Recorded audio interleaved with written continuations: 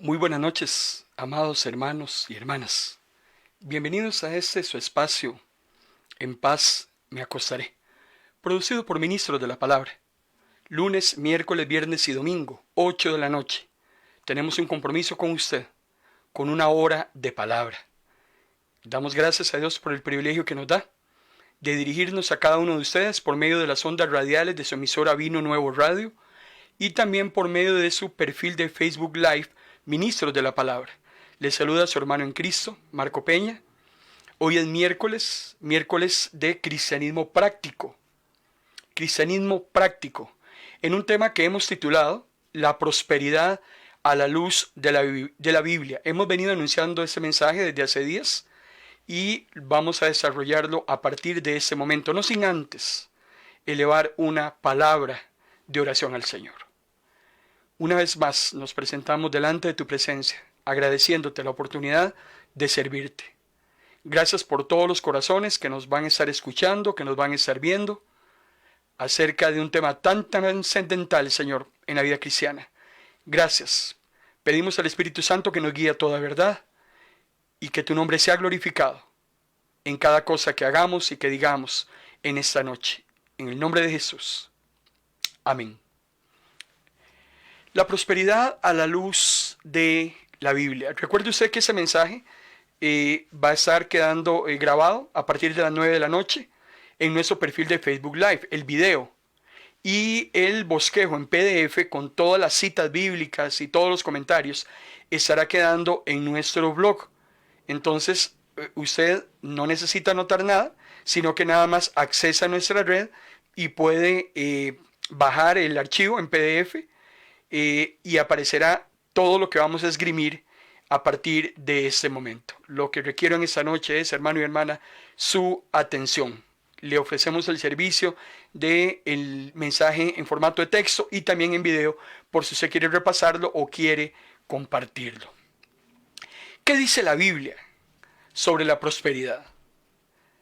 Dios quiere que usted y yo prosperemos, pero ¿de qué tipo de prosperidad estamos hablando? ¿Será la voluntad de Dios de que todos los cristianos seamos multimillonarios? ¿Es eso lo que realmente dice la Biblia? ¿O por otro lado, será la voluntad de Dios de que todos abandonemos las cosas del mundo, regalemos todo, nos quedemos sin nada y vivamos en extrema pobreza? ¿Será un extremo o será el otro? Hoy en día vivimos tiempos donde muchos apóstatas es aquel que fue de los nuestros, pero que se fue. Se fue producto de su orgullo, se fue producto de su avaricia, se fue producto de sus deseos pecaminosos. Y entonces hoy tenemos muchos apóstatas, los tenemos en los púlpitos de muchas de nuestras iglesias, haciéndonos creer de que vivir en prosperidad financiera o en abundancia es una herencia obligatoria para todos los cristianos.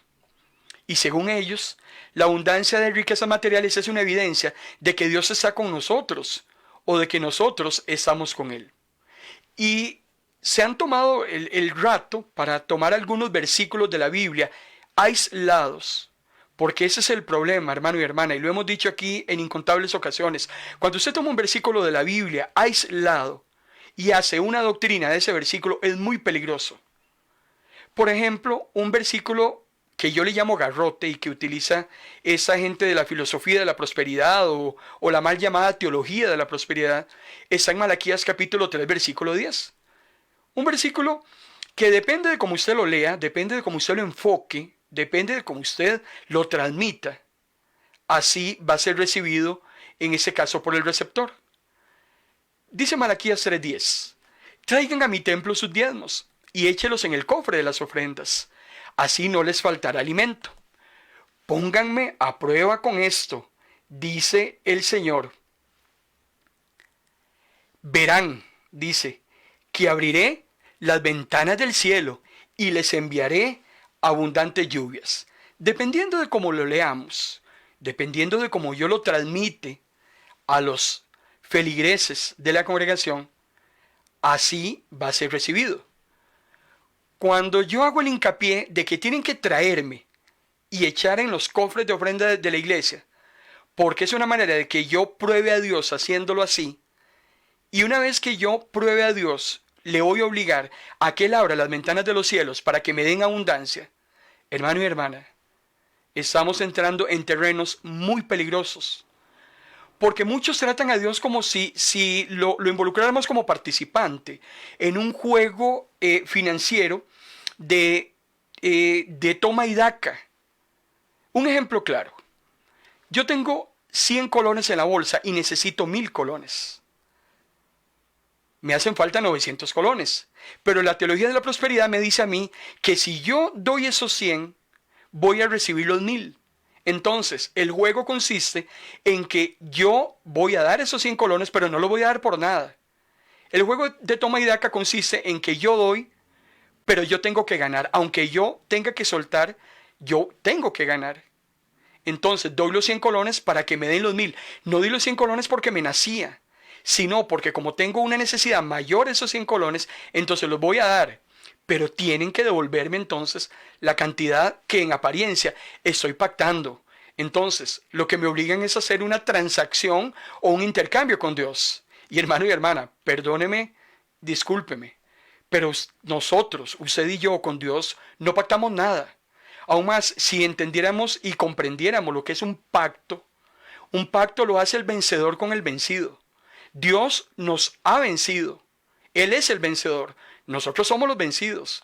Yo no puedo pactar con Dios. Dios pacta conmigo, pone sus reglas y son de acatamiento obligatorio. Él es el dueño de la bola. Yo hago lo que Dios diga, pero yo no puedo presionar a Dios simplemente por un tema de necesidad o por un tema de avaricia o yo no sé cómo llamarlo. Otros versículos que utiliza la teología de la liberación, por ejemplo, está en Juan capítulo 10, versículo 10, el Evangelio. Cuando Jesús dice, he venido para que tengan vida y para que la tengan en abundancia, entonces se llenan la boca diciendo la palabra abundancia. O sea, le estamos mintiendo a la gente porque eso es lo que estamos haciendo. Mintiéndole a la gente que todos tenemos que andar en vidas abundantes, bollantes. O por ejemplo, cuando vamos a la tercera carta de Juan, en el capítulo 1, versículo 2, cuando Juan dice, amado, deseo sobre todas las cosas que prosperes y tengas salud, así como prospera tu alma. Y volvemos otra vez a utilizar la muletilla de la prosperidad, diciéndole a las personas que esa es la voluntad de Dios, que tengamos siempre salud. De ahí entonces nadie se enferma. Y si tenemos en abundancia, entonces no hay necesidad.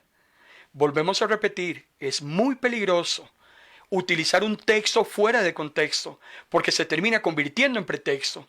Los versículos que damos cuando predicamos tienen que ser sustentados por otros pasajes de la Biblia, tanto en el Antiguo como en el Nuevo Testamento. Yo no puedo aislar un texto bíblico y simplemente hacer una doctrina. Por eso también es muy importante a veces hasta leer el mismo pasaje en diferentes versiones. Cuando vamos al primer libro de Crónicas, vamos al Antiguo Testamento, capítulo 29, versículo 16. Ese es un versículo que la teología de la prosperidad lo pasa por alto. Ni siquiera lo menciona. Vean qué interesante el contexto. Dios ha decidido construir su templo. Ya por más de casi 500 años el templo era un tabernáculo. Se le adoraba a Dios en una tienda de campaña. Dios ha decidido que se le adore en un templo construido, una fortificación. David se encarga de recolectar los materiales para el templo, pero él no lo va a construir. Dios no le permitió a David que construyera el templo, sino que Salomón, su hijo, era el que lo iba a construir porque David tenía las manos llenas de sangre. David era un guerrero. Dios no quería que él lo construyera, pero bueno. Aquí lo importante es que en Primera de Crónicas, capítulo 29, versículo 16, David está diciéndole a Dios una expresión muy interesante que quiero leérsela. David le dice a Dios, Dios nuestro, todos estos materiales que hemos dado para construirte un templo, se hizo una colecta para construir el hermosísimo templo de Salomón, que se duró 7 años construyéndolo. Pero mucho tiempo antes se recolectaron los materiales. David dice, Señor, todos esos materiales que hemos dado para construirte, en realidad, dice David, te pertenecen a ti. Eso que estamos dando es tuyo. Y sigue diciendo, son tuyas, porque tú nos diste primero. Vean qué interesante. y ahora solo te regresamos lo que de ti habíamos recibido. Todo lo que tenemos ha venido de ti, y solo te damos lo que ya es tuyo. Hermano y hermana, ese versículo se lo salta la teología de la prosperidad, perdón. Es increíble. Cuando yo le doy a Dios, yo no le doy para que me dé. Yo le doy por tanto que Él me ha dado.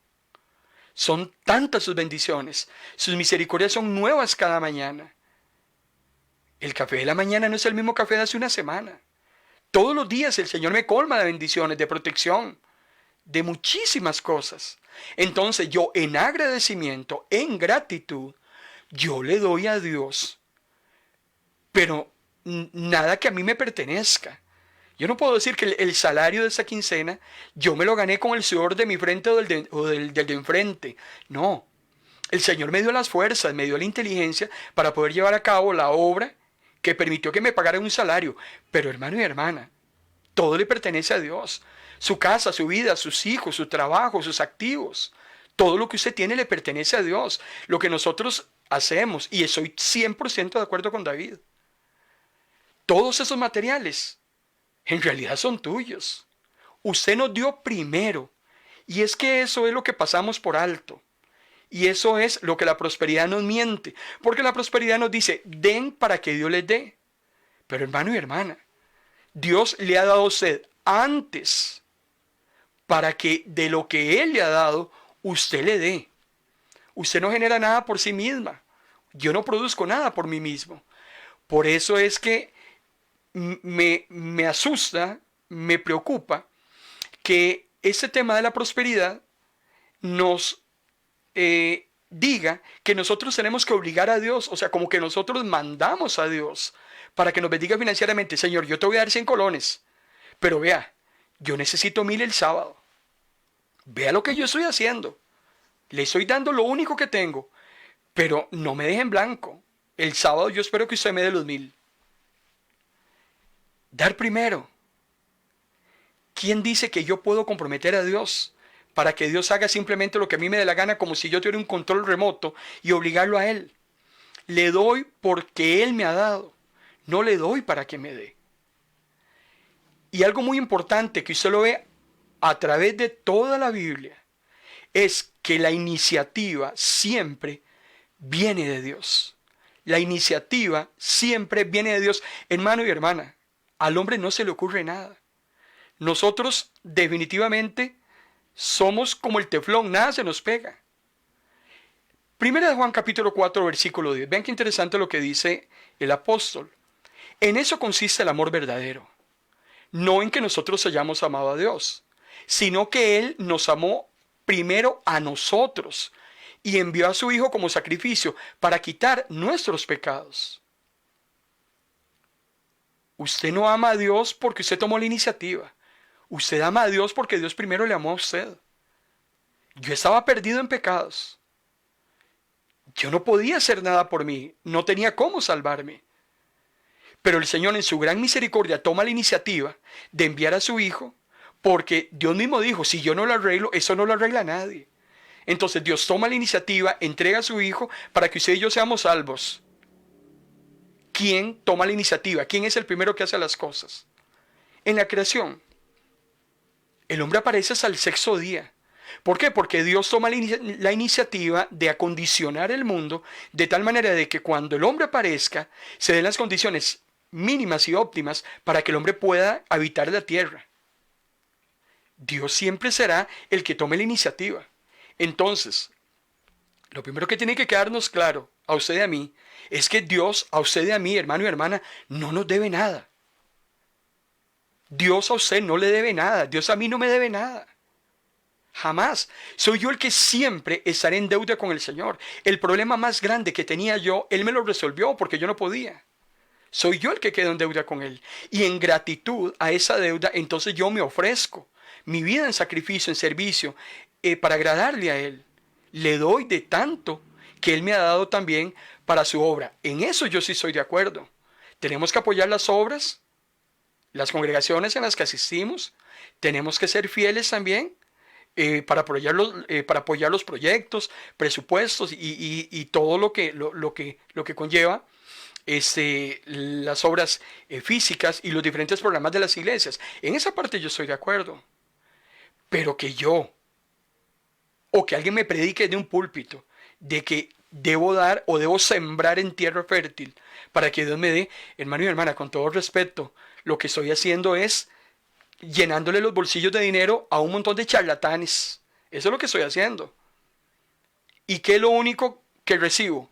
¿O qué es lo único que me dan? De lo único que me dan es por la cabeza. Lucas capítulo 17, versículo 10. Jesús dice, cuando ustedes hayan hecho algo que Dios les ordena, no esperen que Dios les dé las gracias. Más bien digan, nosotros somos solo sirvientes y no hemos hecho nada más que cumplir nuestra obligación. Eso es lo que nosotros hacemos con Dios. Yo no tengo que esperar que Dios me agradezca nada. Más bien, soy yo el que soy eternamente agradecido con el Creador por todo lo que Él ha hecho conmigo. Y sé que usted piensa de la misma manera. Por eso es que la teología de la prosperidad es increíble porque martillan en que la abundancia de bienes materiales tiene también que ver con la salud física. O sea, si yo estoy bien económicamente, si me sobra el dinero para viajar por todo el mundo, para gastarlo en lo que me dé la gana, y si tengo salud física 100%, hermano y hermana, yo me cuestiono cuando analizo algunos personajes de la Biblia. Por ejemplo, el apóstol Pablo. El apóstol Pablo fue un hombre que estuvo enfermo durante todo su ministerio, más de 20 años enfermo. Si Dios lo permite, para el próximo año vamos a analizar toda la biografía del apóstol Pablo y lo vamos a demostrar. El primer viaje misionero, Pablo lo hace totalmente enfermo. Pero Pablo pudo haber dicho, Señor, pero si yo soy su hijo, ¿por qué no soy sano? Si yo estuviera sano, yo podría servirle a usted mejor. Cuando en la segunda carta a los Corintios, el apóstol Pablo en el capítulo 12, versículos 7 y 8 dice, para que no me llene de orgullo, porque si había alguien que era orgulloso era Pablo. Pablo reconocía que él era un hombre muy inteligente. Él pudo haber sido el jefe de los fariseos. Venía de una familia opulenta. Pablo tenía dinero por su familia. Era fariseo. Pudo haber logrado muchísimas cosas mundanas. Era un hombre orgulloso, muy intelectual. Hablaba idiomas. Y entonces Pablo dice, para que no me llene de orgullo, padezco de algo muy grave, dice Pablo. Es como si Satanás me clavara una espina en el cuerpo para hacerme sufrir. 3 veces yo le dije a Dios que me quitara ese sufrimiento. Y Dios no quiere.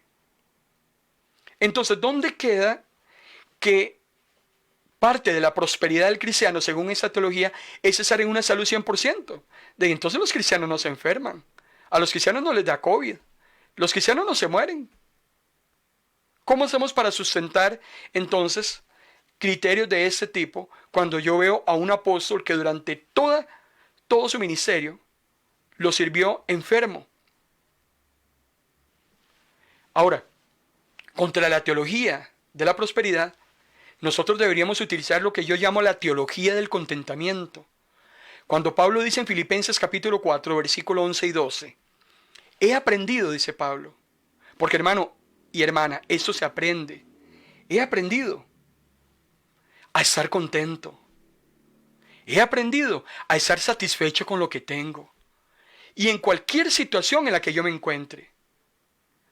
Tengo experiencia, dice Pablo, de lo que es vivir en pobreza. Y también tengo experiencia de lo que es vivir en abundancia y en prosperidad. He aprendido el secreto de vivir en todas y cada una de las circunstancias, sea con el estómago lleno o sea con el estómago vacío. Ya sea que tenga de todo o que no tenga nada. Entonces, contra la teología de la prosperidad, usemos la teología del contentamiento, que es la que nos dice que tenemos que aprender a estar satisfechos en cualquier situación en la que Dios nos coloque. En la pobreza, en la riqueza, en la salud, en la enfermedad. Salomón decía, hay tiempo para todo. Cuando estoy llorando, cuando estoy contento. Hay tiempo para todo. Aquí lo importante es lo que dice el apóstol Pablo. tenga todo o no tenga nada, yo estoy contento y satisfecho, porque lo que Dios me da es todo lo que yo necesito. Es una mentira burda decirle a los cristianos, a los hijos de Dios e hijas de Dios, que tienen que ser ricos, que tienen que ser millonarios, que nunca se van a enfermar, que si no, si es lo contrario, entonces están bajo maldición. Es muy peligroso. Y eso va a acarrear castigo de Dios si esos apóstatas no se arrepienten de esas doctrinas tan erróneas que inventaron y que eso solo viene de las tinieblas. Ahora, aquí no estamos hablando de resignarnos ni de atraer la pobreza, porque tampoco nos estamos yendo al extremo. Pablo dice, yo estoy contento donde Dios me tiene y como Dios me tiene. Lo que Pablo nos está diciendo es que debemos ir en contra de toda avaricia y de todo interés exagerado por los bienes materiales. Eso es el problema de los apóstatas, que están desesperados por el dinero suyo. No saben cómo obtener dinero y la única manera es ir a buscar a personas ingenuas, a personas creyenceras y estafarlas, porque lo que ellos hacen, hermano y hermana, es una estafa. Y ellos miden la espiritualidad con la prosperidad, y eso es muy peligroso. Jesús decía en Lucas capítulo 12, versículo 15, no vivan siempre con el deseo de tener más y más. Hay personas que en este mundo viven solo con ese deseo de cómo tener más.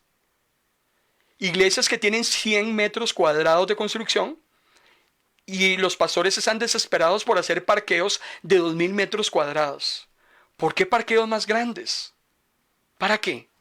¿Por qué si tienen la iglesia tan bonita, por qué la van a derribar para volverla a construir otra vez? ¿Por qué? ¿No es mejor aprovechar ese dinero en un banco de alimentos? ¿No es mejor aprovechar ese dinero en ayudas sociales? No vivan siempre con el deseo de tener más y más. Y Jesús dice, no por ser dueño de muchas cosas, se vive una vida larga y feliz. El que le diga a usted que usted es feliz y tiene dinero, miente.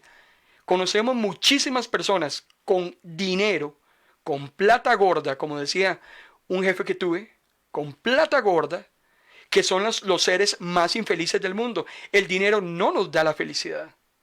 Alivia muchas cargas, pero la felicidad, hermano y hermana, eso solo se encuentra en el Señor.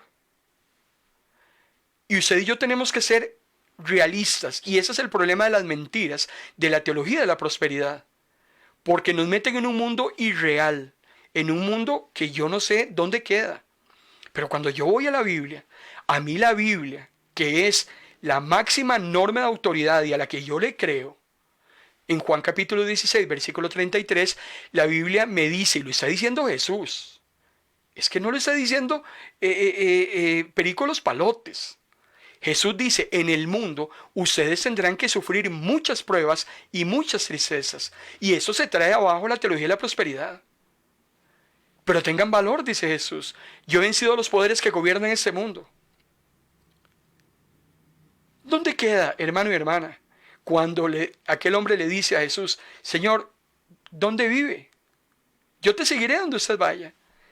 ¿Y qué le dice Jesús? Las zorras tienen su guarida, las aves tienen su nido. El Hijo del Hombre no tiene ni siquiera dónde recostar su cabeza. ¿Y cómo con tal desfachatez venimos a mentirle a hombres y a mujeres diciéndoles que tienen que ser ricos y prosperados porque si no están en maldición? Hechos capítulo 14, versículo 22, Pablo decía, cuando llegaron a las ciudades a fortalecer a los seguidores en el primer viaje misionero, Pablo decía, para entrar al reino de los cielos tenemos que sufrir mucho. Hermano y hermana, nunca, absolutamente nunca, habrá abundancia al 100%. Hay momentos en que hemos tenido, hay momentos en que no hemos tenido. Hay momentos en que hemos gozado de buena salud. Hay momentos en que hemos gozado de una salud debilitada. ¿Por qué? Porque el Señor nos ha demostrado en esos tiempos de enfermedad muchísimas cosas. Primero, nos ha traído abajo el orgullo. En segundo, Él quiere hablarnos a nosotros a través de esa enfermedad. Y en tercer lugar, quiere que dependamos de Él. Si no, sería muy fácil. Si tuviéramos de todo, ¿qué haríamos? rápidamente nos olvidaríamos de Él.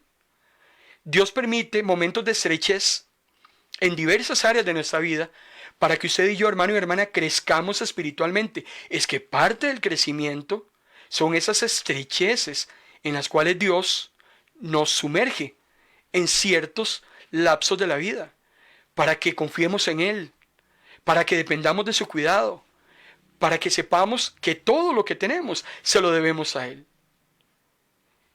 ¿Cómo sabe usted que Dios es sanador?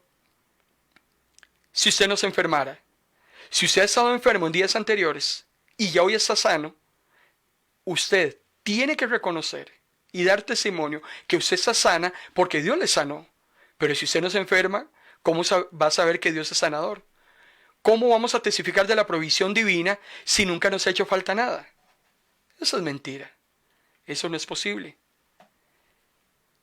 Y tenemos que entender también que vivimos en un mundo caído. Ese mundo, hermano y hermana, en el que usted y yo vivimos, no es un mundo justo. Aquí no hay justicia. Salomón decía en Eclesiastés capítulo 9, versículo 11, el corredor más veloz no siempre gana la carrera. El ejército más poderoso no siempre gana la batalla. ¿Quién dijo eso? El más sabio no siempre consigue dejar de ser pobre. Y también tiene que pasar hambre, dice Salomón. El más astuto y habilidoso no siempre consigue hacerse rico. Y es el más vivo. Y no necesariamente hace dinero. Una persona educada e instruida no siempre gana la recompensa que merece ni goza de simpatía. Salomón habla de tiempo y ocasión, de oportunidades e infortunios, porque hermano y hermana, la vida es así. Ese es nuestro mundo. El problema es las mentiras que esos teólogos de la prosperidad nos han inculcado y quieren inculcarnos. Yo tengo una familiar que su esposo estaba muy enfermo, llama a una cadena cristiana de televisión y la operadora en el otro lado le contesta, claro, podemos orar por su esposo. Tenemos oración de 1,000 colones y de 10,000, dependiendo de su situación económica. ¿Cómo es eso de oraciones de 1,000 colones y de 10,000 colones? Nosotros en Ministros de la Palabra tenemos un ministerio de intercesión, tenemos mujeres orando, hermano y hermana, y no le estamos cobrando absolutamente a nadie por orar. Es que ¿quién dice que hay que cobrar por orar? O sea, no nos cabe en la cabeza. Oramos por usted porque le amamos. Oramos por usted porque tenemos ese peso en nuestros hombros de ayudarle a alivianar sus cargas, porque sus cargas son nuestras cargas, así como mis cargas son suyas también. Y es increíble. La teología de la prosperidad cita a Abraham, cita a Job. Job era pobre y murió siendo rico. Lo que pasa es que tenemos que ir a hacer un exégesis de los pasajes, de los personajes, qué era lo que realmente Dios quería enseñar. ¿Cómo es posible que le digamos a las personas que el plan de Dios es que los cristianos sean ricos y que los que son pobres son tontos, ignorantes y están bajo maldición? Eso es pecado. Eso es mentirle. Y no me extraña. Jesús ya había hablado en Mateo 24 de los falsos profetas. Pablo los menciona en sus cartas. Pedro, lea las cartas de Pedro. Se van a levantar un montón de vividores. Ahorita hay un montón de charlatanes sacándole la plata a la gente que va a sus iglesias. En el tema de la administración financiera, hermano y hermana, hay que tener muchísimo cuidado. Por formación académica, yo tengo formación en el área financiera y en recurso humano. Y en muchísimos años que trabajamos en muchas iglesias, siempre estuvimos a cargo de la pastoral financiera. Hermano y hermana, las iglesias hay que verlas como empresas. Tienen que trabajar con presupuestos. Y el que menos debe tocar un 5 en la iglesia son los pastores. Los líderes no deben tocar los dineros. Hay que crear juntas financieras, hay que crear tesoreros. Los dineros tienen que estar sujetos precisamente a presupuestos. No podemos gastar lo que no tenemos. Hay iglesias, propiedades que se han perdido por malversación de fondos.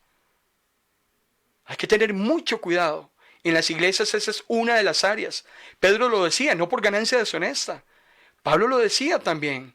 El que quiere y anhela obispado, el que quiere hacerse cargo de una iglesia, una de las cosas que Satanás le va a atacar es el tema del dinero.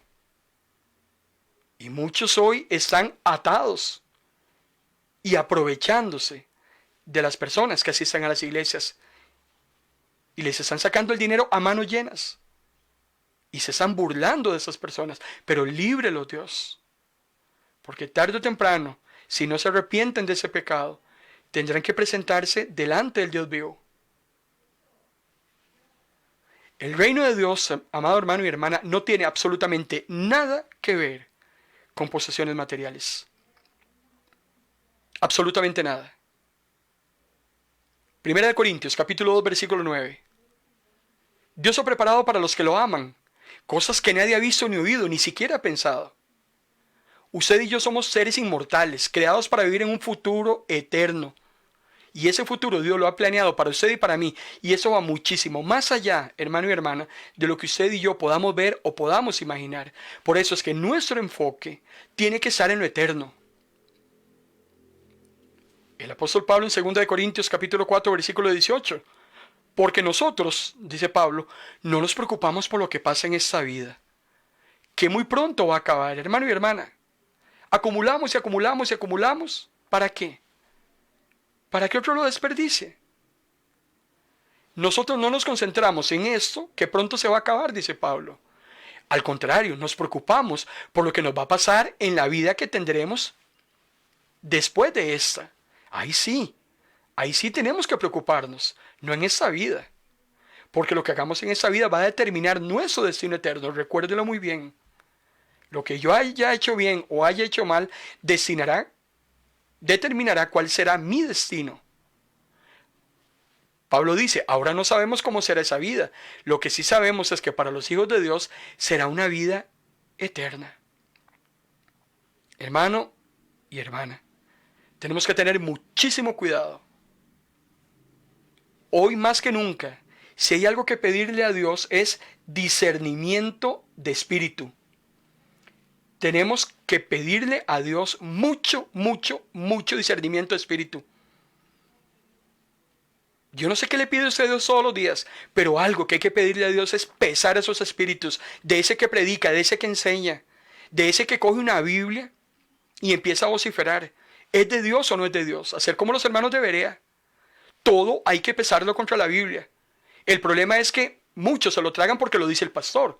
Es que mi pastorcito. Es que el televangelista. Es que el hermano que predica en la radio. Qué bonito que predica. Es que es como él dice. No y no. Usted y yo somos llamados a que toda palabra sea sustentada contra la Biblia. Y se los he dicho a ustedes aquí en incontables ocasiones. No crean todo lo que yo les digo en estos espacios. Vayan a la Biblia. Y les estoy diciendo, este video va a quedar grabado para que usted más tarde lo revise y determine si yo soy un mentiroso y si lo que estoy diciendo está fuera de verdad. Y también le estoy proveyendo el material en PDF y escrito para que usted revise si yo he alterado algún versículo o si he dicho algo que no está sustentado en la Biblia. Líbreme Dios de que yo haga eso. El contentamiento aleja la codicia. Cuando yo soy contento, satisfecho con Dios por lo que Él me ha dado, eso aleja la codicia. El problema es que muchos no están contentos. Muchos son demasiado hombres y mujeres que andan buscando cada día más, nunca se sacen. El escritor de los Hebreos en el capítulo 13, versículo 5 dice que la fiebre del dinero no se apodere de vosotros. La raíz de todos los males, ¿dónde está, hermano y hermana? En el amor al dinero. No en el dinero. El dinero no tiene la culpa. Es el amor al dinero. Sean las costumbres, dice el escritor de los Hebreos, sin avaricia. Estén contentos con lo que tienen. Porque Dios ha dicho en la Biblia, nunca te dejaré desamparado. Y eso sí es algo, hermano y hermana, que nosotros podemos testificar como hijos de Dios. No estaremos nadando en dinero. Pero de algo sí estamos claros, que Dios hasta el día de hoy nunca nos ha desamparado. Nunca. Pablo dice en la primera carta a Timoteo capítulo 6 versículo 8, así que tengamos alimento y ropa, y si tenemos alimento y ropa, podemos darnos por satisfechos, porque miles de personas en este mundo hoy no tuvieron que comer. 40,000 personas por día mueren en el mundo de hambre. Una de cada 7 personas en el mundo no tiene que comer. Y usted desayunó hoy. Y usted almorzó hoy. Y se tomó un cafecito hoy. Y eso fue porque Dios se lo proveyó. Porque Dios nunca nos va a dejar, hermano y hermana, que nosotros andemos mendigando. Los hijos de Dios no mendigan.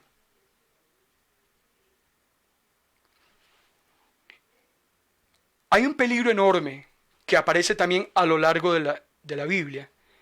Y es cuando obtenemos riqueza que nosotros no hemos producido. Si lo que la teología de la prosperidad dice como verdad, que todos ustedes y yo tenemos que ser archirricos, si fuera verdad y fuera tan fácil obtener esos dineros sin que nos cueste nada, hermano y hermana, eso más bien se convierte en un peligro. Y le voy a demostrar por qué. Pero antes, yo quiero hacer un paréntesis, porque yo quiero saludar a algunos hermanos que nos están dando en esta noche su preferencia a través de nuestras diferentes redes y también a través de su emisora Vino Nuevo Radio. Yo quiero saludar a la hermana Yamilet Solís, que está conectada con nosotros, nuestra hermana Marta Dimas. Dios te bendiga, hermana Marta. También estoy viendo a la hermana Luz Marina Solís. Dios le bendiga, hermana Luz Marina. Esperamos estarle edificando a través de la palabra. También nuestra hermana Lisbeth Moore en Heredia y su señor esposo don Gilbert. Los amamos mucho en el Señor. Dios les bendiga a ellos. Shirley Valverde también está, me imagino, conectada ahí con su esposo, recibiendo ambos la palabra del Señor. Esperamos también estarlos bendiciendo. También estoy viendo ahí a Jessica Izaguirre. Jessica nos reporta sintonía desde Honduras.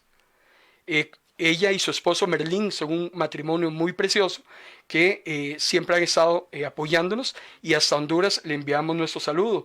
También nuestra hermana Glenny Hernández.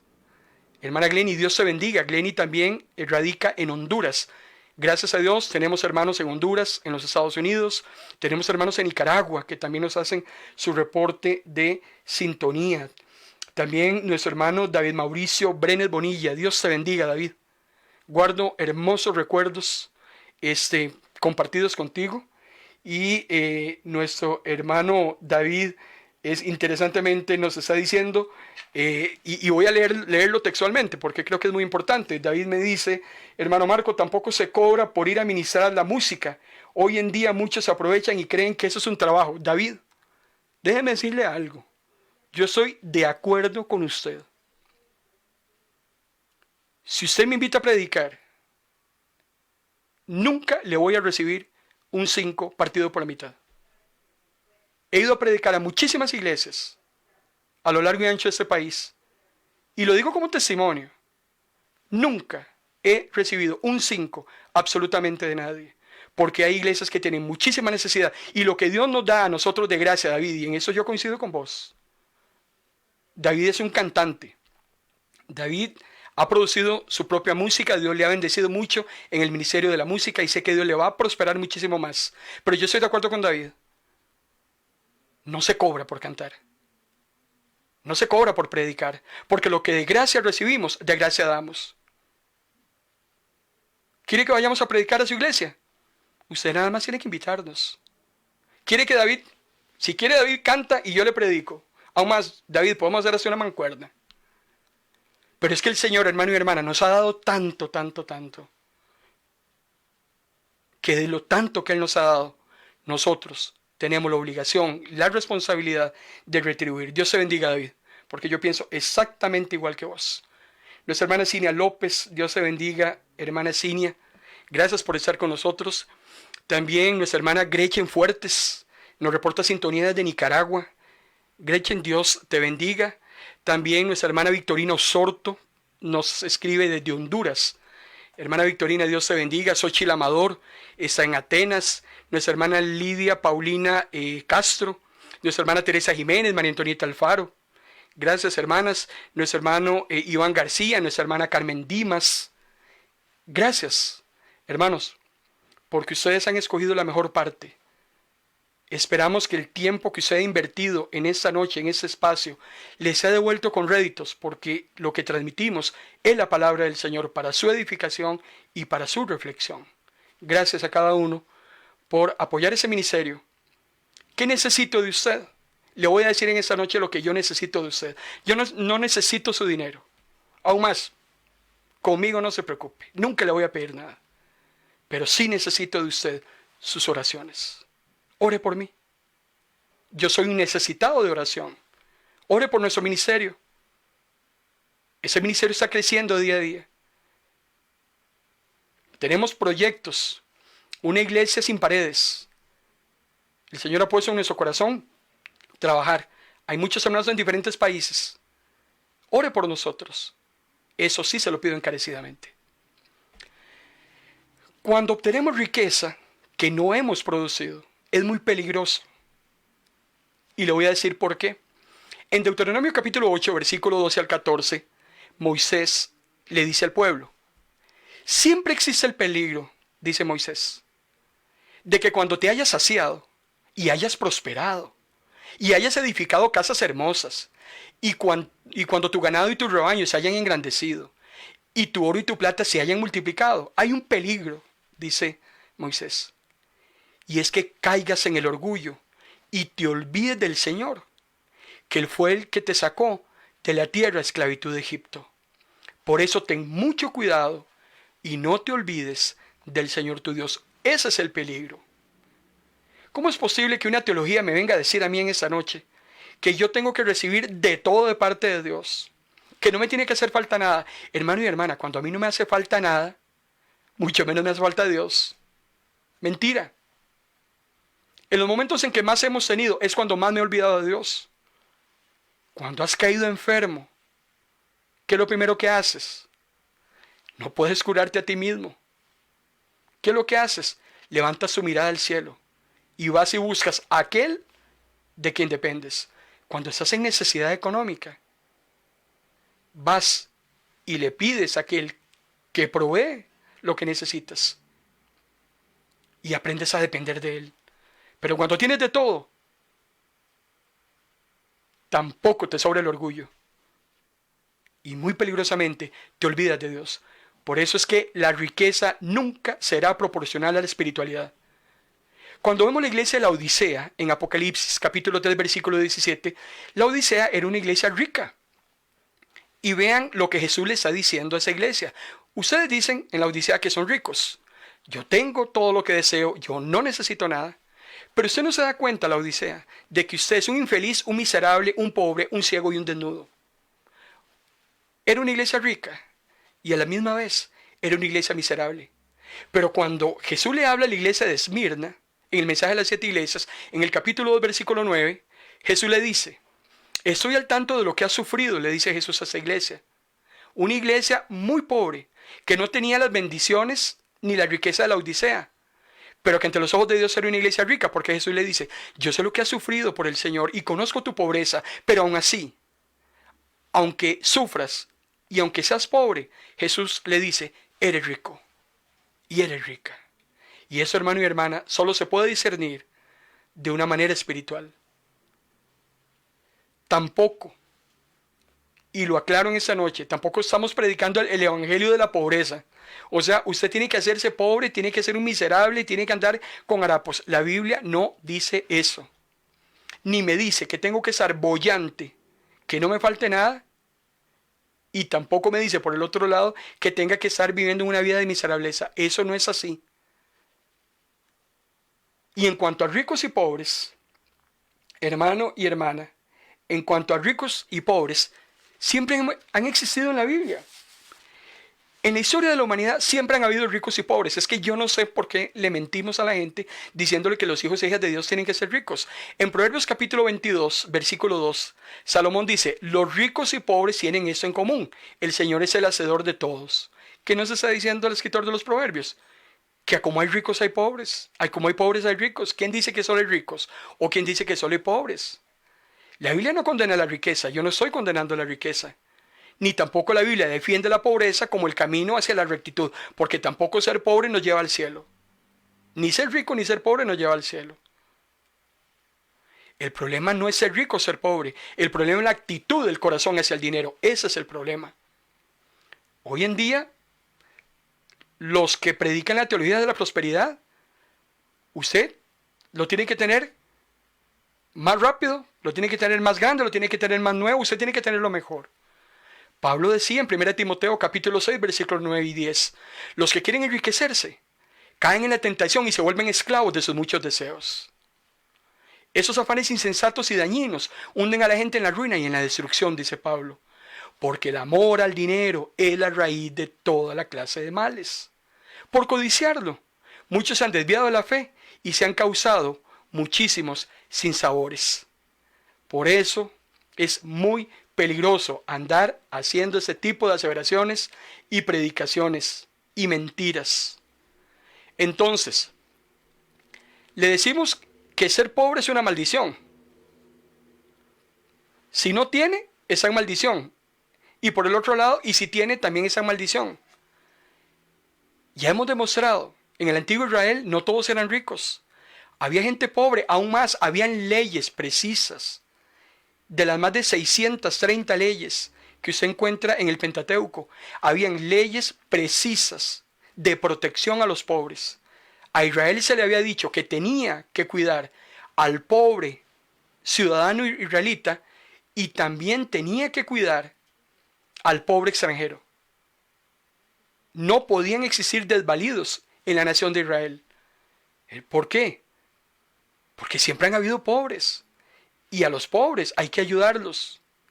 Y porque cuando usted ayuda a un pobre, hermano y hermana, usted se está ayudando a usted misma.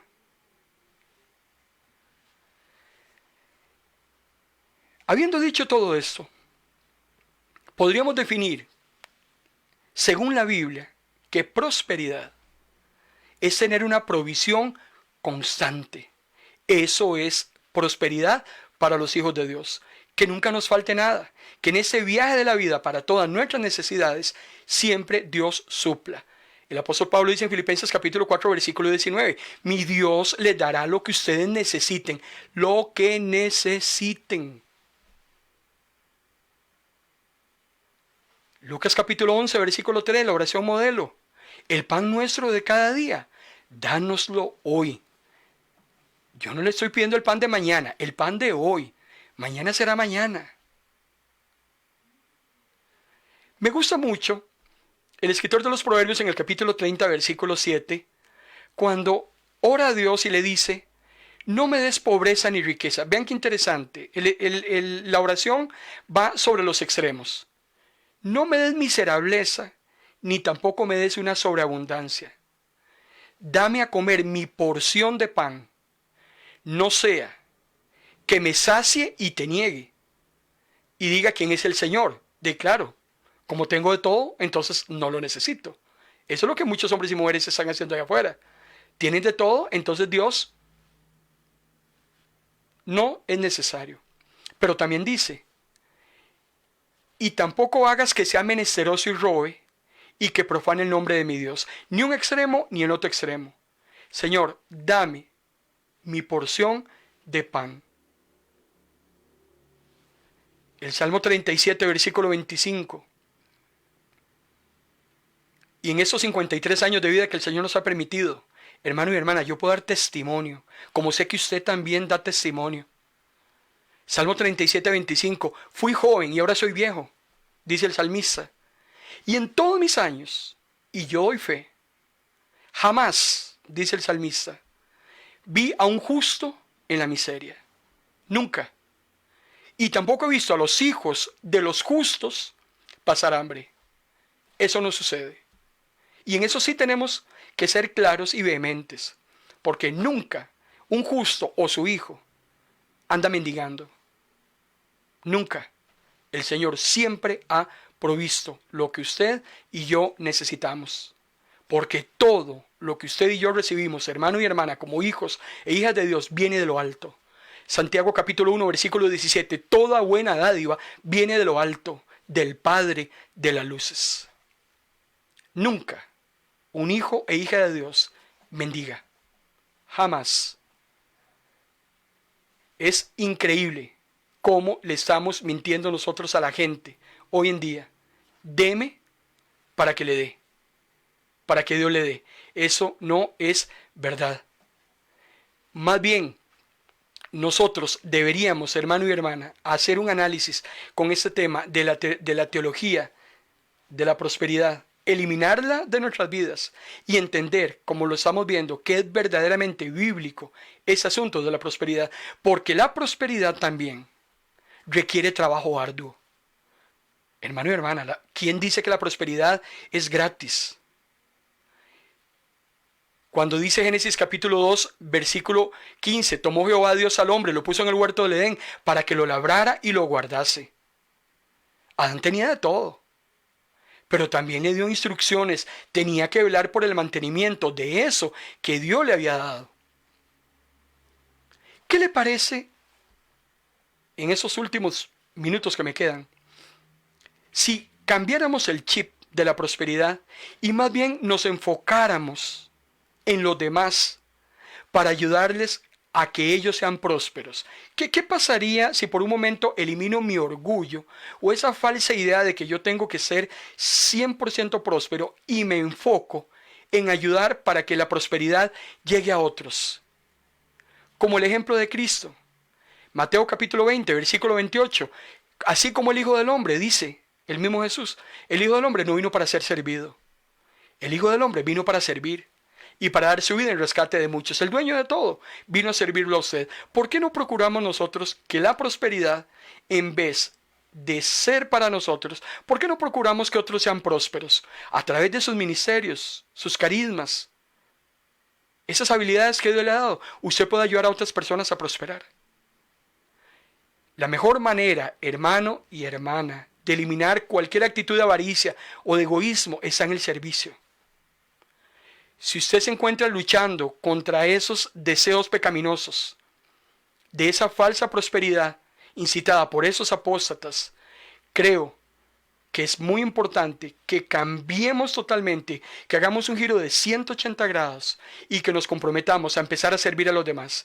Cuando usted empieza a servir a otros, el orgullo se va, la avaricia se va, ese egoísmo de pensar solo en nosotros se va. Y usted empezará a ver cómo Dios va a prosperar su vida y cómo Dios va a prosperar todo lo que usted hace. Aquel que comparte sus bendiciones con el que no tiene, ese sí está sembrando para Dios. Ese sí siembra para Dios. Compartir con el necesitado. El terreno más fértil, y escúcheme lo que le voy a decir, el terreno más fértil ante los ojos de Dios son los pobres y los menesterosos. ¿Quiere usted invertir? Invierta en gente que hoy necesita de usted. Proverbios 19:27. El que se apiada del pobre le presta al Señor. Cuando usted ayuda a alguien en necesidad, usted le está prestando a Dios. Y Dios le va a pagar esa deuda, hermano y hermana, con creces. Mateo 19:21, Jesús le dijo al joven rico, venda todo lo que tiene, dé el dinero a los pobres. De esa manera usted tendrá tesoros en el cielo. ¿Quiere atesorar? Empieza a desprenderse. Una persona que comparte con otro nunca espera que Dios le bendiga para hacerlo. Yo no voy a ayudar a alguien esperando que Dios me bendiga. No. Volvemos al punto de partida. Yo ayudo a los demás porque Dios me ha dado demasiado que hasta sobra para que yo le ayude a los otros. Siembren ese ministerio, como dice esa mentira tan burda. Envíenos su ofrenda en esa tierra fértil. Eso es una interpretación errónea. En un contexto totalmente, hermano y hermana, monetario. El sembrar y el cosechar en la Biblia tiene una aplicación totalmente diferente.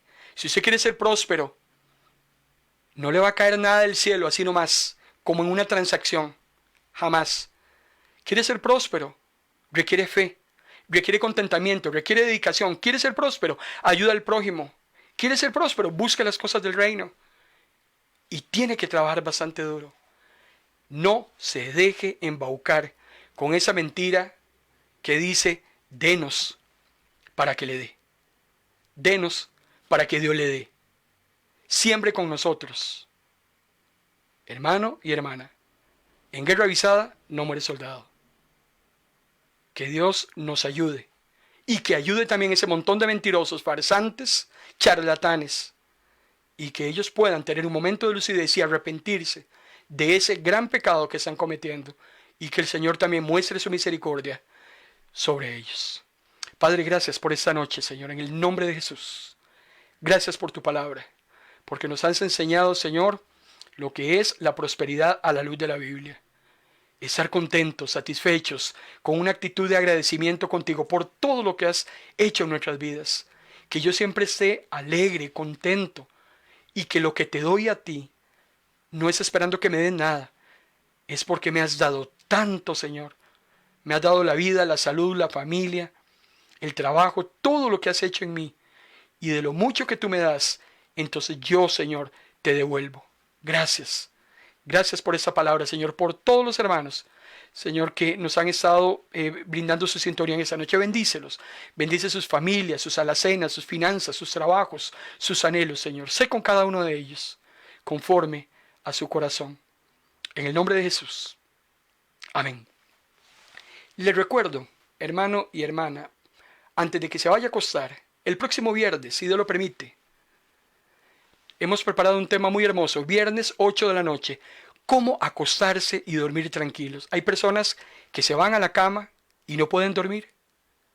Son muchas las pesadillas, son muchas las preocupaciones, son muchos los sentimientos de culpa que no los deja dormir. El próximo viernes hemos preparado un tema para usted, cómo acostarse y dormir tranquilo. Y lo vamos a ver a la luz de la palabra. Yo quiero bendecirlo en esta noche.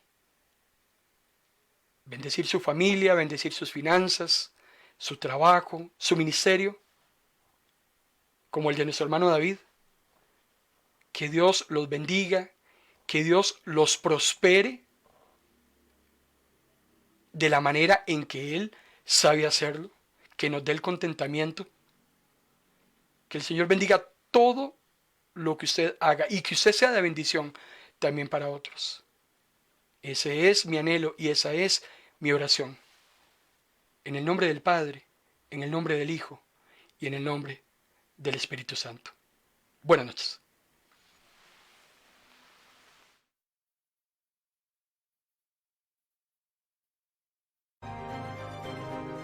Hemos presentado en Vino Nuevo Radio su programa En Paz Me Acostaré, un espacio con buena palabra que cambiará tu vida, porque la palabra es viva y es eficaz, y más cortante que toda espada de doble filo. Esto ha sido En Paz Me Acostaré.